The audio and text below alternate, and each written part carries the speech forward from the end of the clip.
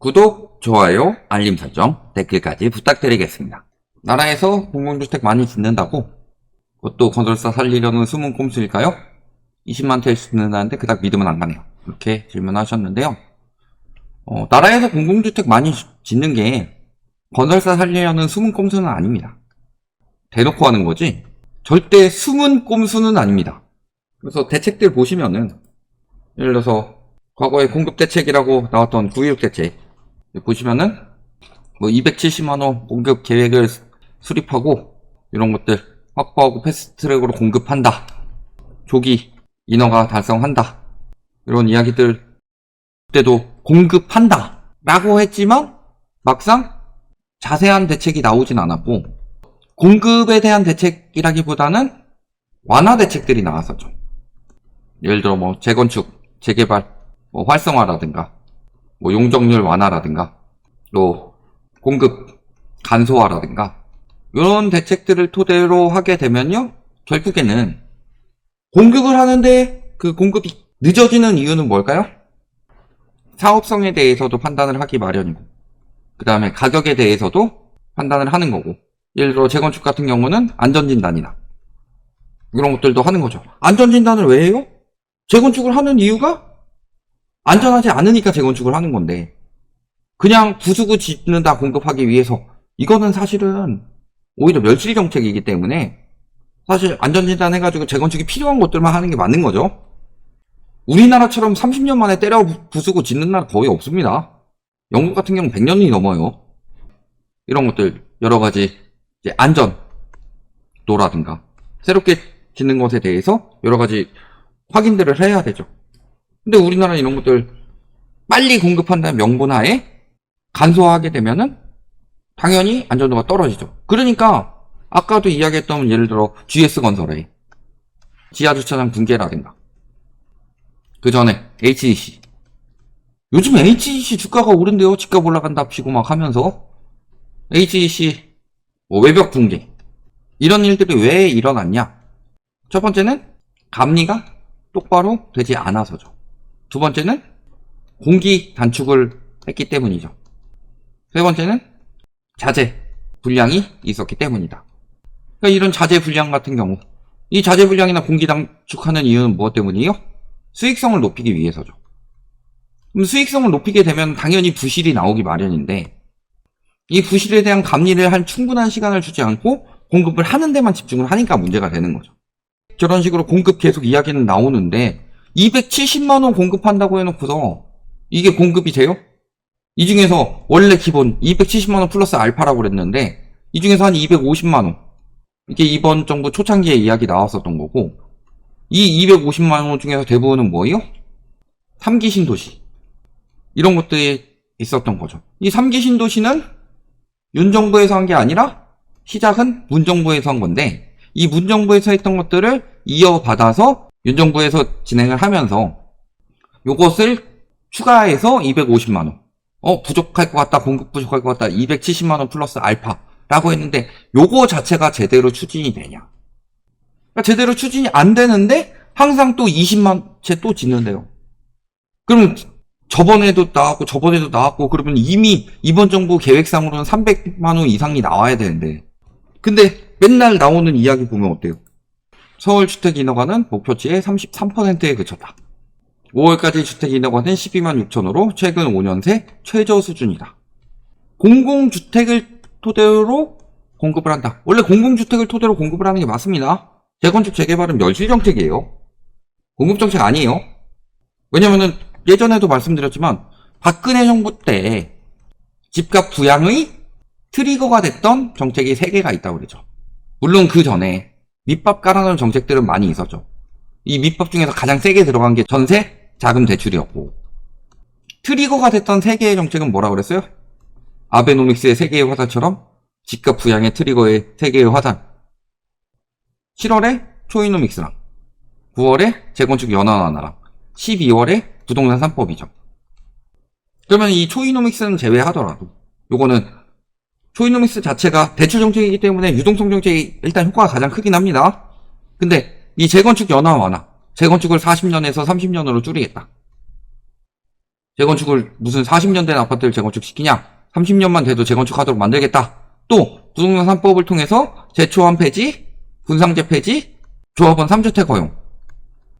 즉 재건축법이 나오고 재건축법이 나왔어요. 재건축을 완화하는 법이 나왔더니 2015년부터 집값이 폭등하기 시작했죠. 그런 것처럼 재건축 완화법은 집값 부양책입니다. 근데 이번에 88 부동산 대책도 마찬가지 이야기 하잖아요.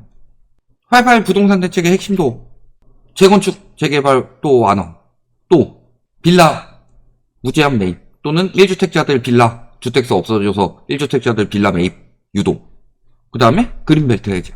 요 세 가지가 핵심이 있잖아요. 그럼 요거는 부양책이라고 그랬죠? 그 다음에 빌라 사주는 거. 아파트를 억제하는 게 아니라 아파트 수요가 몰리니까 빌라를 부양하겠다. 이런 정책이죠. 그린벨트 해제도 막상 해제 말만 나오면 땅값이 올라가죠. 땅값이 올라가게 되면 어떻게 돼요? 영향을 미치게 되죠. 이게 장기간 공급이 진짜 확실하게 추진되면 모르겠는데 저런 것들을 하기 위해서는 계획까지 다 나와서 발표가 돼야 돼요. 이런 정책들을 보면은 다 땅값 부양 또는 PF 지원 또는 수익성 상향이죠. 정책들이 다 여기서 나오고 있다. 근데 이거 땅값 부양은 어쩔 수가 없는 일이지만 공공주택을 제대로 공급하기만 하면은 문제될 건 없습니다. 공급이 안 돼서 문제인 거고, PF 지원 터트리겠다는 곳에서 계속 PF 지원 들어가고 있어요. 심지어 이번에 88 부동산 대책 같은 경우는 빌라 짓는데 PF 90%나 빌려준다고 하죠. 선진국 수준의 30-40% 자기 자본을 맞추겠다라고 해놓고서 빌라 짓는데 또 부양해주고, 그 다음에 그렇게 빌려준 다음에 빌라가 지어지면 그걸 또 웃돈 주고 사준다. 수익성 상향. 대표적으로 이야기 나오는 게 뭐예요? 용적률을 올려주는 거. 층수 상향해주는 거. 종상향해주는 거. 이런 것들이에요. 그러니까 공공주택 공급이라고 해놓고서 막상 공공주택에 대한 대책이 그렇게 많이 제대로 나오고 있지가 않아요. 3기 신도시처럼 어디 딱 짓겠다, 얼마를 짓겠다, 어떻게 짓겠다 이런 게 안 나오죠. 공공주택이 실질적으로 집값 잡는 건 맞습니다. 왜냐면은 우리가 지금 공급에 대해서 굉장히 오해가 심한데, 공급 부족 이 이야기 나오기 전에 1순위로 생각해야 될 게 수요라고 말씀을 드렸고, 그 다음에 이 공급 부족에 대해서도 우리가 신축 공급만 자꾸 언론에서 이야기하니까 신축만 가지고 생각을 하는데, 당연히 기존 구축 매물 이게 주요 공급이다. 그리고 공급 부족 나오기 전에 공급 부족이 나타나는 현상은 공급이 부족해서가 아니라 수요가 과잉돼서 나오는 건데, 수요에 대해서 배제하고 이야기를 하고 있고, 주요 공급에 대해서도 배제하고 이야기를 하고 있고, 신축에 대해서도 공공이 있고 재건축 재개발이 있는데 이 경우에는 질적 공급이 되는 거고 이 경우에는 양적 공급이 되는 거다. 근데 이 질적 공급만 강조를 하고 공공주택은 외진데 지어지기 때문에 기존 재건축 재개발에 비해서 효과가 없다. 서울에 안 지으면 효과가 없다. 이런 이야기 하잖아요. 근데 되게 웃긴 게 뭔지 아세요? 서울에 안 지으면 효과가 없다고 말하는 전문가들, 예전에 문재인 정부 때 공급 부족 그렇게 이야기 많이 했잖아요. 그 전문가들이 집값 잡으려면은 노태우 정부 때 1기 신도시처럼 공급을 많이 늘려야 된대요. 1기 신도시에 서울에 들어오는 1기 신도시 있었나요? 그러니까 본인들이 이야기해놓고 본인들이 말한 것을 본인들이 부정하는 빡대가리라는 걸 인정을 못하는 거다.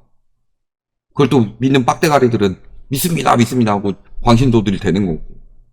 그리고 실질적으로 91년도에 일본 버블 터져가지고 그 영향 받았다는 거는 숨기고.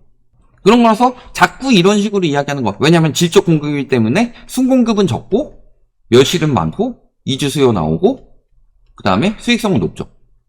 그러니까 자꾸 이쪽에서 강조를 하는 거고. 그런데 실질적으로는 신축 공급에서는 공공이 핵심입니다.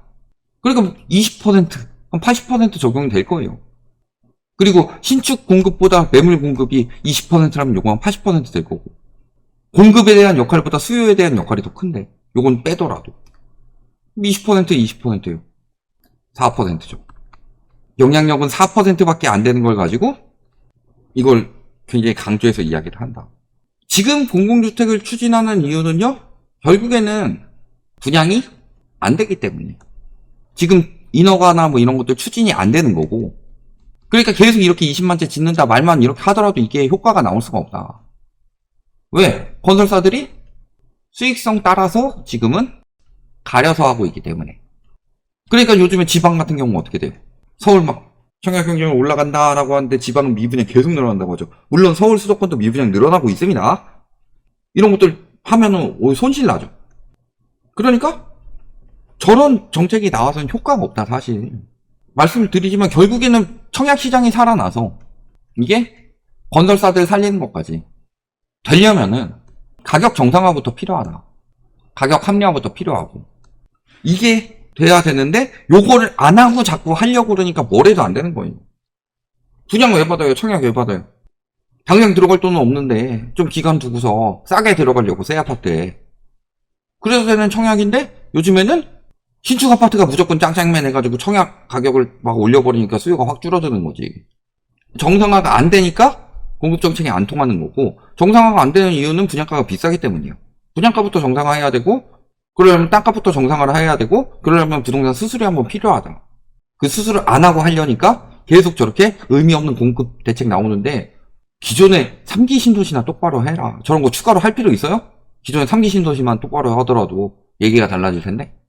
근데 3기 신도시에서도 지금 사전 청약했는데 본 청약 못하고서 포기하는 건설사들이 늘어나는 것만 보면은 저거 20만원 공급한다고 해서 참여할 수 있는 건설사들이 얼마나 되겠냐. 엄청난 수익을 안겨주지 않는 이상. 그럼 그 엄청난 수익을 안겨주기 위해서는 두 가지예요. 첫 번째는 가격을 엄청나게 높인다든가. 근데 가격을 엄청나게 높이면 수익성이 보장이 안 되죠. 가성비가 떨어지니까. 두 번째는 용적률을 엄청나게 높인다든가.